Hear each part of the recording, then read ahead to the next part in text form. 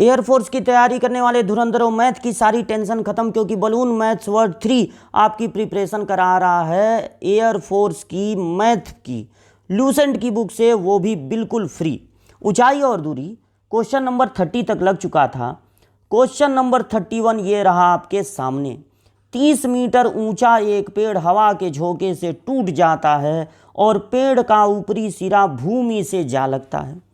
यदि टूटा हुआ भाग 30 अंश का कोण बनाए भूमि के साथ, तो पेड़ जिस ऊंचाई से टूटा था वो ज्ञात करनी है। किस ऊंचाई से टूटा था, तो 30 अंश का कोण बना रहा है और 30 मीटर ऊंचा है पेड़।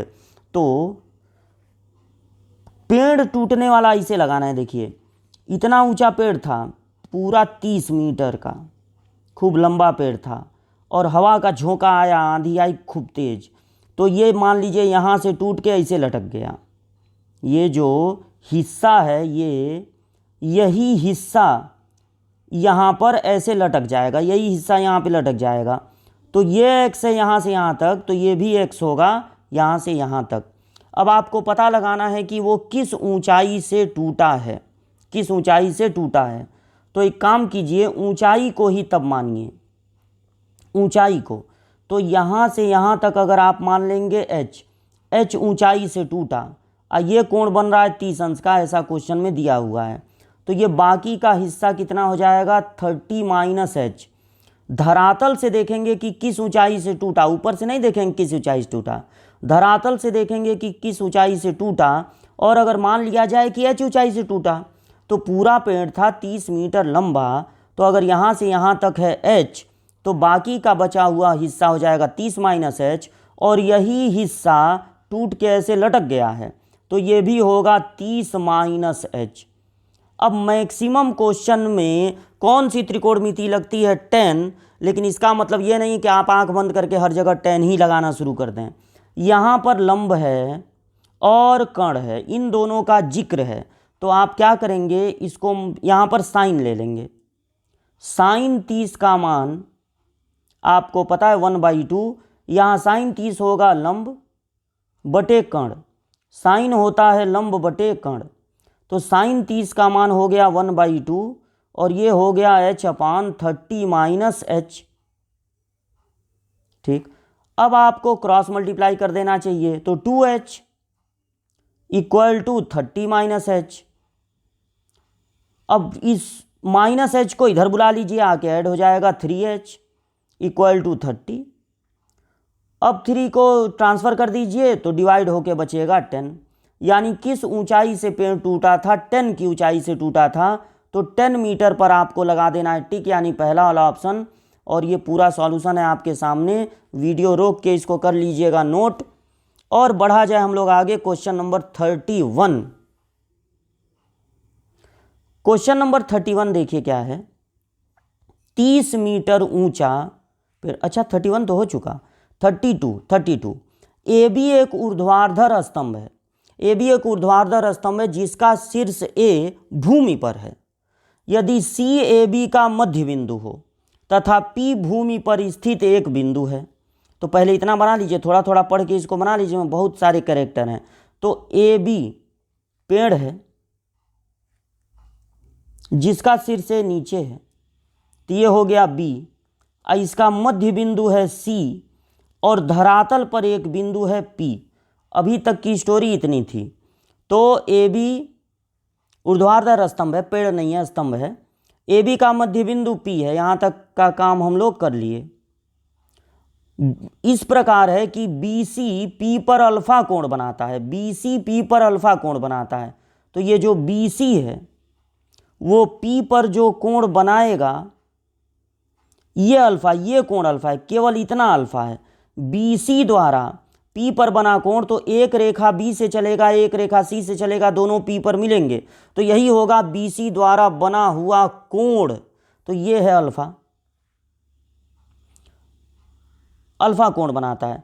तथा ए पी बराबर है एन ए बी, तो टेन अल्फा क्या होगा, ए पी बराबर है N A B, A P बराबर है N A B. A P बराबर है N A B. A P यहाँ पर है, ए बी यहाँ पर। अच्छा, ये एक कोण बच गया, इसको आप मान लीजिए बीटा, इसको मान लीजिए बीटा। सबसे पहले चूंकि ये छोटा त्रिभुज है इसलिए आप टेन बीटा निकाल लीजिए। टेन बीटा होगा लंब यानी सी ए बटे आधार यानी पी ए। ठीक है, अब यहां पर आपका पी ए, ये देखिए यहां भी पी ए है, और लेकिन यहां पर ए बी है, ए बी, और यहां पर आपका आया है सी ए। तो जो सी ए होगा, चूंकि ये मध्य बिंदु है इसलिए पूरे ए बी का आधा होगा। तो यहाँ पर ध्यान दीजिए, सी ए की जगह लिख सकते हैं ए बी का आधा, ए बी का आधा, और पी ए या ए पी ए की चीज़ है। अब इस ए पी की जगह, ए पी की जगह अगर हम एन ए बी लिख दें तो क्या होगा, ए पी की जगह अगर हम लिख दें एन ए बी तो ए बी कैंसिल हो जाएंगे और बचेगा 1/2n, यानी कि आप टेन बीटा की जगह लिख सकते हैं 1/2n। तो यहाँ तक की बात पहले समझिए एक बार दोबारा। ए बी एक स्तंभ है जिसका शीर्ष ए धरातल पर है, भूमि पर है। ए बी का मध्य बिंदु है सी, और जो बी सी है वो धरातल के एक बिंदु पर कोण बना रहा है अल्फा, और ए पी बराबर है एन ए बी। तो आपको पता लगाना है टेन अल्फा का मान। तो जब ये कोण बच जा रहा है तो इसको मान लिया जाए बीटा। अब पहले टेन बीटा निकालिए तो वो होगा सी ए अपान पी ए। सी ए की जगह आधा ए बी लिख सकते हैं क्योंकि एकदम मध्य बिंदु है, तो सी ए की जगह लिख दिए आधा ए बी का आधा, और पी ए और ए पी में कोई फर्क नहीं है, ए पी लिख दीजिए मन करे तो।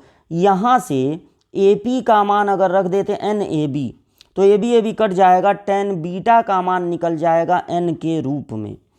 अब आपको क्या करना है, टेन अल्फा आप नहीं ले सकते हैं, टेन अल्फा आप नहीं ले सकते हैं क्योंकि इस वाले त्रिभुज में जिसमें अल्फा बन रहा है उसमें कोई 90 अंश का कोण नहीं है।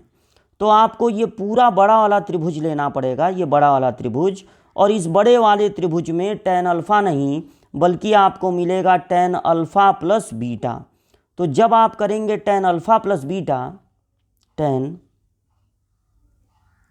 अल्फा प्लस बीटा, तो ये बराबर होगा पूरा ए बी और बटे पी ए। देख लीजिए यहाँ फिगर में टेन अल्फा प्लस बीटा होगा पूरा ए पी और ए बी बटे पी ए। तो ए पी ए की जगह या ए पी की जगह एन ए बी आप यहाँ भी रख दीजिए, पी ए की जगह आप यहाँ पर भी रख दीजिए एन ए बी। तो ए बी कट जाएगा, 1/n बचेगा। और टेन अल्फा प्लस बीटा का फार्मूला आप पढ़े होंगे, tan alpha plus tan beta मतलब टेन एक्स, टेन ए प्लस बी, टेन ए प्लस टेन बी अपान 1 माइनस टेन ए टेन बी। ठीक, टेन अल्फा आपको निकालना है और टेन बीटा की जगह आपको रख देना 1/2n। तो अब क्या करेंगे, अब टेन बीटा जहां जहां दिख रहा है पहले लिखेंगे टेन अल्फा, टेन बीटा की जगह 1/2n, फिर 1 माइनस टेन अल्फा और टेन बीटा की जगह 1/2n बराबर कितना होगा 1/n, बराबर कितना है 1/n। अब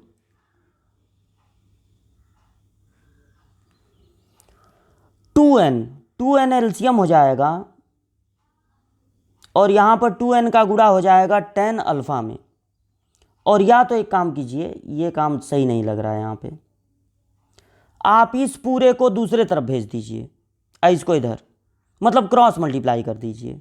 तो जब क्रॉस मल्टीप्लाई करेंगे तो मिलेगा आपको n टेन अल्फा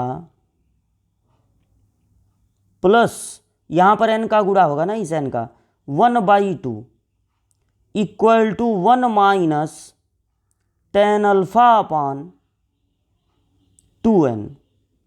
अब टेन अल्फा को लेते जाएंगे एक पास, टेन अल्फा को लेते जाएंगे एक पास, यहाँ पर अब कर देते हैं। तो n tan अल्फ़ा के पास चला जाएगा plus tan alpha upon 2n, और इधर आ जाएगा 1 माइनस ये वाला 1/2। यहाँ से जब tan अल्फ़ा कॉमन होगा तो 2n हो जाएगा एलसीएम, और 2n का n में गुणा होगा 2n²। tan अल्फ़ा तो कॉमन ले लिए हैं, प्लस 1 बचेगा यहाँ पे, और 1 में से आधा घटेगा तो आधा बचेगा। ये 2 से 2 कट जाएगा तो tan अल्फ़ा होगा n अपान,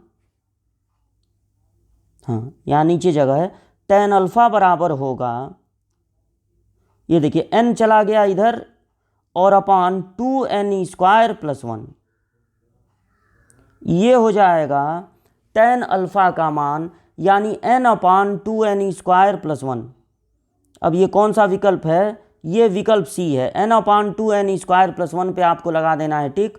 तो ये थोड़ा कॉम्प्लिकेटेड था, इसमें कई फार्मूले लग रहे थे, इसको आप कर लीजिएगा नोट, और 1-2 बार प्रैक्टिस करके तैयार कर लीजिएगा। बढ़ते हम लोग आगे, 31, 32 लग गया, क्वेश्चन नंबर 33।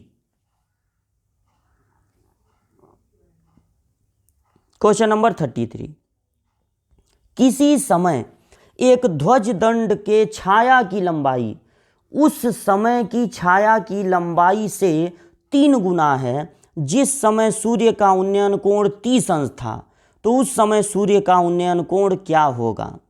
किसी समय एक ध्वज दंड, जब भी आपके सामने ध्वज दंड की बात आती है तब आपको लगता है कि वो ध्वज किसी चीज़ पे होगा, मतलब मीनार पे होगा, ऐसा नहीं है, धरातल पर भी हो सकता है।